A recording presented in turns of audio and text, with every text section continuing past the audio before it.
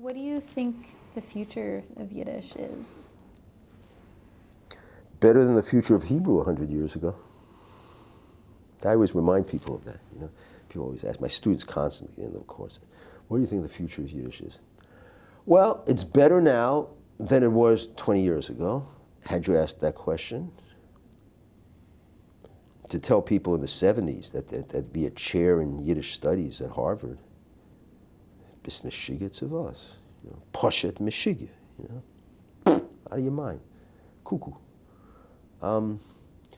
Or if you told people in the 50s that those 78s they were all throwing into the garbage, of Jewish music, that at one time, that sometime in the future, the hippest of the hip, kind of, Jews on the Lower East Side would be, digging up odd kinds of klezmer music, and performing it and going with it, inconceivable. So yeah, again, it's something new. I don't think we're gonna.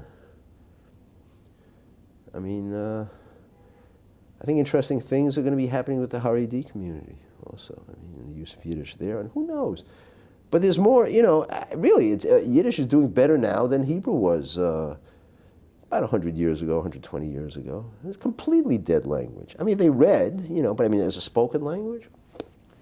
So, I don't know. I'm eager to see what new forms it'll take, it's fascinating. I'm always eager to see what the next thing is, and I think there'll be all kinds of, and there are already, so. The idea of all these Polish kids going to Israel to study Yiddish is, I think, for me, that sums up, who can predict the future.